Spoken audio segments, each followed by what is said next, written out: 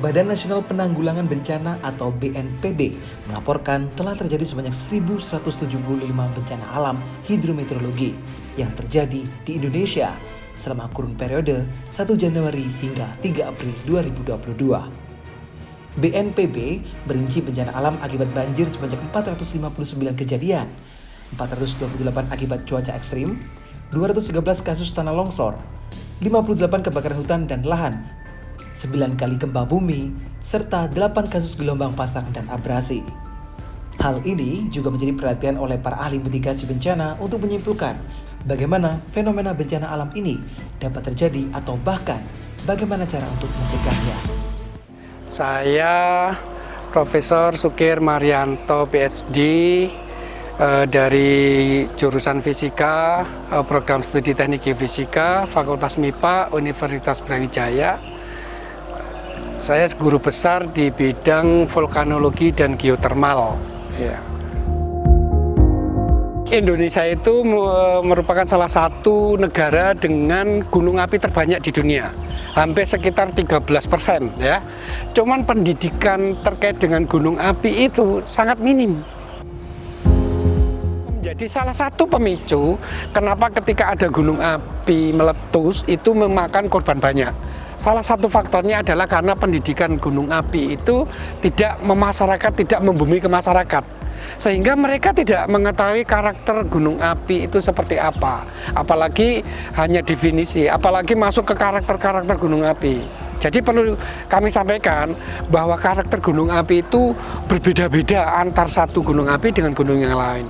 Contohnya kemarin ketika ada letusan Gunung Semeru ya, kenapa itu kok jadi banyak korban di sana? Salah satu faktornya adalah mereka tidak tanggap terhadap karakter Gunung Semeru itu letusannya seperti apa.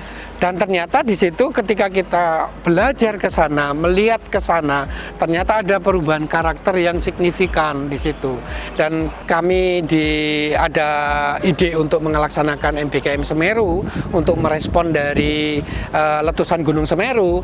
Nah, melaksanakan MBKM Semeru ini salah satu tema yang diangkat adalah tone watching. Kenapa tone watching? Karena apa? Karena pendidikan terhadap bencana gunung api itu sama sekali belum sistematis dan belum menyentuh ke semua lapisan masyarakat. Bagaimana mereka menanggapi jika ada Gunung Semeru meletus lagi, itu mereka sudah paham benar karakter Gunung Semeru. Dan mereka juga sudah bisa mengantisipasi, walaupun mereka tidak akan bisa mencegah gunung api itu meletus ya. Cuman masalahnya mereka bisa bersikap supaya tidak timbul korban banyak, juga bagaimana bersikap ataupun hidup berdampingan dengan Gunung Api Semeru. Sehingga salah satu faktornya itu intinya dari tone watching itu adalah memetakan kondisi daerahnya sendiri, juga memahami karakter Gunung Api Semeru, sehingga kita namanya tone watching Semeru. Dan sebenarnya juga bukan hanya tone watching, kita kombinkan atau kombinasikan dengan namanya school watching. Karena apa? Karena di sana kan juga ada SD, SMP, SMA, TK dan sebagainya. Dan saya katakan tadi adalah pendidikan kebencanaan itu harus menyentuh semua lapisan dan semua pendidikan. Sehingga kita di MBKM Semeru itu melaksanakan 2 kegiatan, yakni school watching dan tone watching. Dan itu terintegrasi karena sekolah itu kan ada di masyarakat juga. Jadi memang kita berikan pendidikan terkait dengan school watching, toh nanti masyarakat siswa itu kan nanti kembali ke orang tuanya kan di masyarakat. Mereka bisa berinteraksi, mereka memahami school watching itu apa, tone watching itu apa, diintegrasikan sehingga ketika mereka itu ada menyikapi ada Gunung Api Semeru, mereka sudah bisa, saya harus bagaimana. Kita mencegah tidak bisa, saya katakan tadi ya. Tapi kalau kita memantau, kemudian memprediksi atau mengestimasi ataupun namanya melihat ya, monitoring ya, itu ada teknologi untuk gunung api. Kebetulan saya ada dari alumni di Sakurajima Volcano Research Center di Kyoto. Nah, di lab saya itu dengan menerapkan semua metode geofisika terpadu ya, termasuk geodesi, geodetik dan sebagainya. Itu ketika Gunung Sakurajima itu mau meletus dalam hitungan detik atau menit itu mereka sudah muncul namanya parameter yang paling alat ini berdaya guna atau powerful untuk memprediksi itu adalah namanya kondisi seismisitas sama deformasi. Dua parameter itu bisa diidentifikasi namanya regangan gunung api atau inflasi dan deflasinya gunung api itu mempunyai titik kritis tertentu. Itu adalah karena adanya tekanan dari dalam gunung api. Nah, tekanan itu bisa dideteksi kondisi kritisnya suatu gunung itu berapa. Itu berbeda-beda tiap gunung dan berbeda-beda tiap waktu ke waktu. Nah, ketika suatu gunung sudah ketahuan karakter critical pressure-nya itu berapa, maka ketika itu ada monitoring continuous itu mencapai titik mendekati kritis, maka dia bisa dipastikan akan segera meletus. Itu sudah di lab ya, sudah di lab, itu sudah uji coba, sudah diterapkan di Sakurajima Volcano di Jepang. Sebenarnya hal ini juga bisa dideteksi awal dengan namanya melihat daily number seismik ya. Jadi seismik gunung api itu mesti minimal ada seismometer yang ditanam di gunung api. Ketika ada jenis-jenis gempa gunung api itu terekam, terutama sesuai dengan karakternya. Contoh untuk Gunung Semeru itu yang paling banyak ketika ada gempa tipe A. Gempa tipe A itu adalah gempa gunung api yang dalam, kemudian disusul gempa tipe B, kemudian muncul tremor, kemudian muncul hembusan. Itu akan bisa deteksi. Ketika sudah muncul gempa tipe B banyak, itu berarti indikasi bahwa magma sudah naik. Kemudian ketika muncul tremor itu sudah mau meletus. Nah, itu adalah teknologi yang simpel dulu, secara seismik dulu itu bisa diidentifikasi dan bisa dimonitoring. Memang rata-rata memang di MIPA itu terutama ada matematika, kemudian ada fisika, semuanya itu ada namanya entah itu kimia, fisika, biologi, semuanya itu ada teori dan aplikasinya. Nah, mereka itu sangat justru ketika mereka menguasai dasar-dasar saintifik itu baik kimia, biologi, fisika dan sebagainya, kemudian dia mengembangkan aplikasinya, dia bisa bergerak di mana saja. Sekarang ini alumni geofisika itu ada yang di perusahaan minyak, ada di pertambangan, kemudian alumni instrumentasi ada yang di Panasonic, ada yang di Sony dan sebagainya, banyak.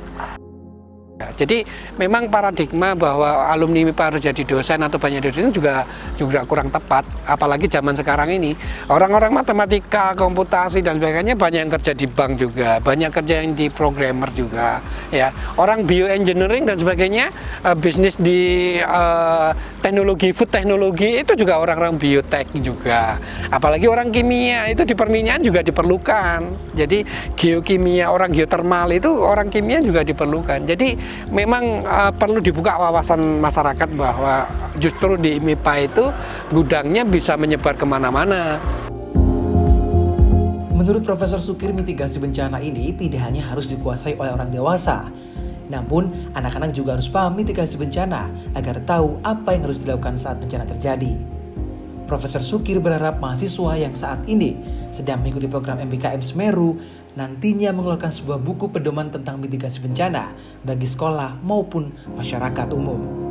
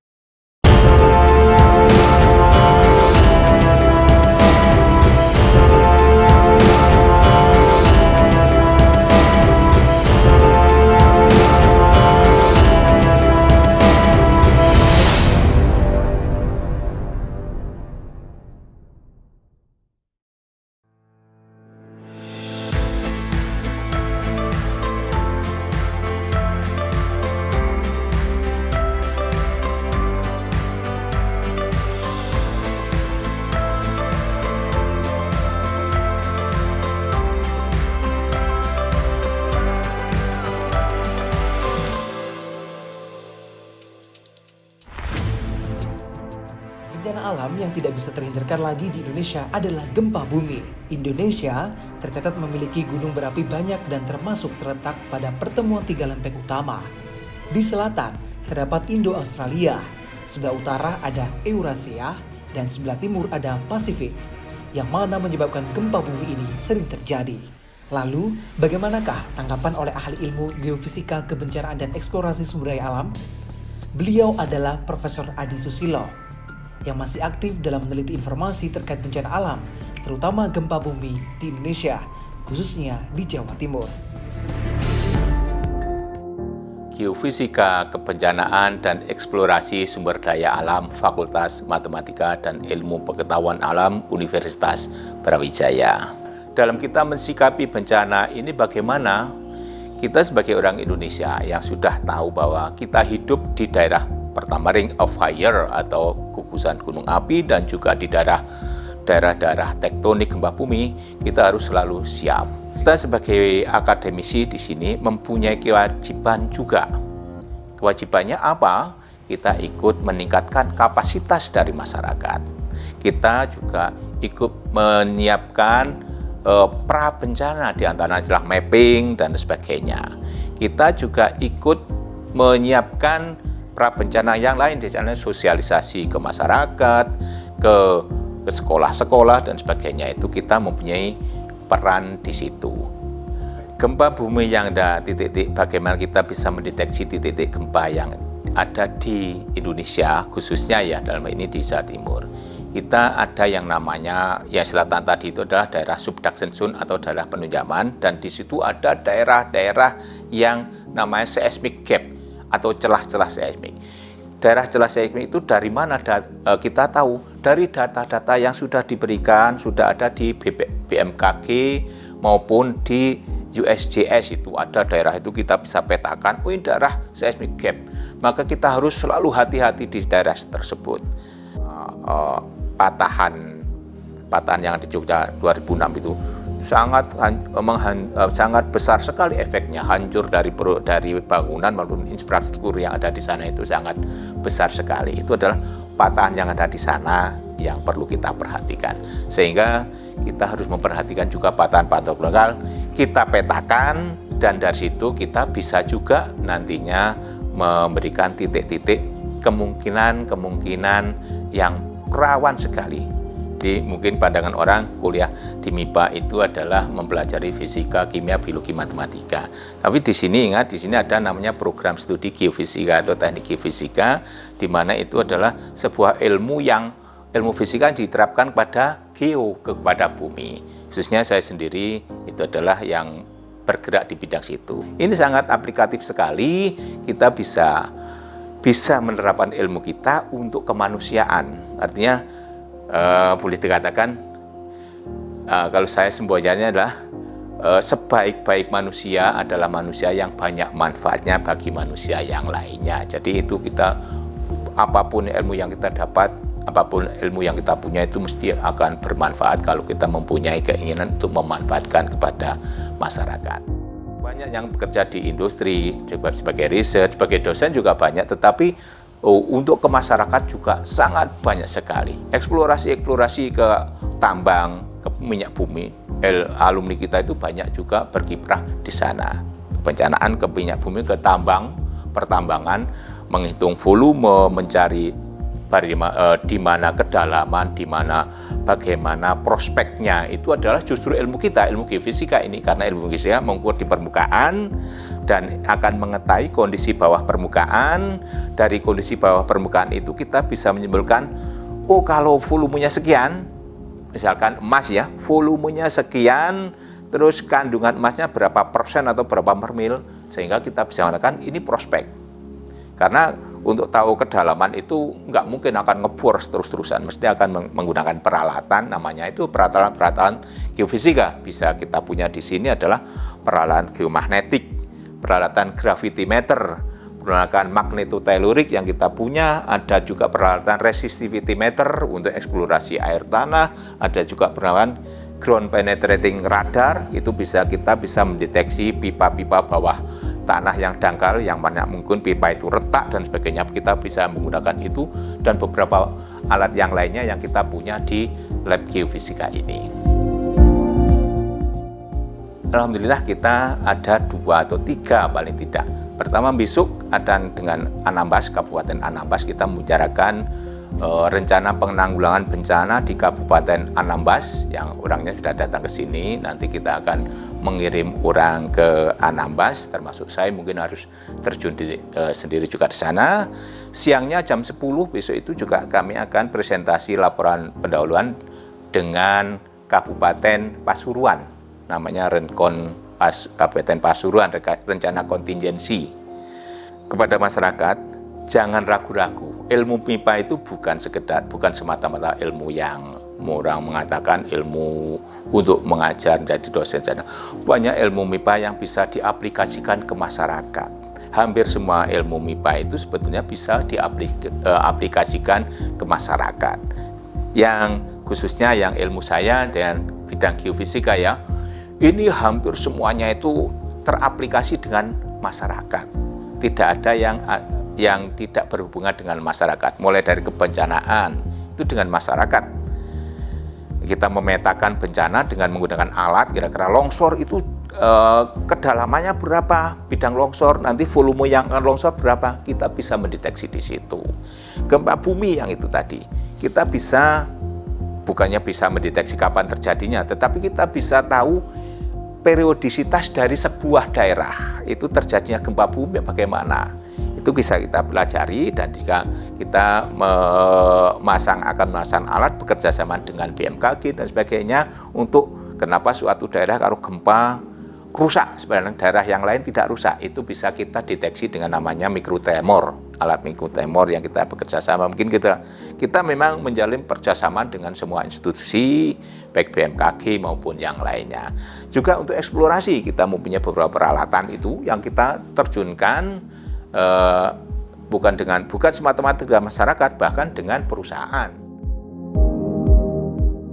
Geofisika adalah gabungan ilmu geologi, fisika, dan matematika yang dapat dimanfaatkan dalam pengurangan resiko bencana alam dan eksplorasi sumber daya alam. Geofisika berpengaruh terhadap pengurangan bencana kebumian dan mengetahui karakter potensi bencana. Sedangkan dalam eksplorasi sumber daya, geofisika dapat membantu mengetahui persebaran jenis batuan dan sebaran di bawah permukaan tanah.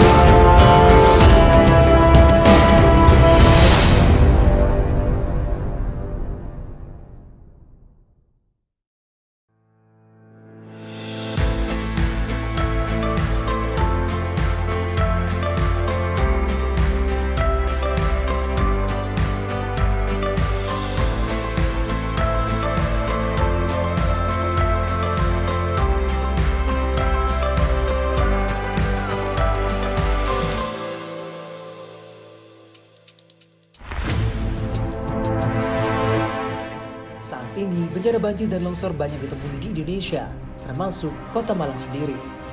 Hal tersebut terjadi karena pada musim penghujan dikarenakan rembesan air hujan menuju bidang tanah yang menyebabkan lapisan di atas bidang tersebut menjadi jenuh air dan meningkatkan bobot batuan yang mengakibatkan licin, sehingga terjadi banjir hingga longsor. Lalu, bagaimanakah sisi akademisi untuk menyimpulkan kejadian tersebut? Terkait dengan bencana, kalau kita runut gitu ya, secara umum bahwa di Indonesia itu bencana didominasi oleh, pertama adalah bencana banjir gitu ya. Banjir itu menempati posisi pertama gitu ya. Kemudian yang kedua itu memang di Puting Beliung nampaknya itu juga banyak tinggi ya di Indonesia. Yang ketiga ini longsor ini ya kita. Dan yang keempat itu ada kebakaran hutan, kemudian berturut-turut menyusul yang berikutnya misalnya ada letusan gunung api gitu ya, kemudian ada bencana-bencana yang lain yang tergantung pada posisi di mana geografis itu berada. Bencana longsor itu sebenarnya adalah bencana yang diakibatkan oleh keberadaan kemiringan gitu ya, atau keberadaan slope. Nah, terutama kalau di Indonesia itu pada daerah-daerah atau pada lokasi-lokasi yang memang dia mempunyai kemiringan topografi gitu ya. Kemiringan topografi sehingga ada kemiringan, ada slope, dan kalau beban yang ada di atasnya itu melebihi daripada batas kemampuan kemiringan, maka longsor itu terjadi. Nah, sekarang itu digeser ke arah preventif. Bagaimana preventif? Maka preventif solusinya itu adalah kita melakukan rekayasa gitu ya, atau early warning system gitu ya. Nah, sehingga bencana itu bisa dicegah gitu ya, atau bisa dikurangi gitu ya, dengan cara itu tadi ya. Jadi lebih mengintensifkan early warning system dan juga lebih mengintensifkan preventif yang yang bersifat pencegahan agak terjadi, yaitu dengan rekayasa. Dua hal yang simple ya, yang secara umum sering dilakukan adalah rekayasa sipil ya, jadi civil engineering, dan rekayasa lingkungan atau eco engineering ya. Ini kita ambil contoh untuk kasus longsor ya.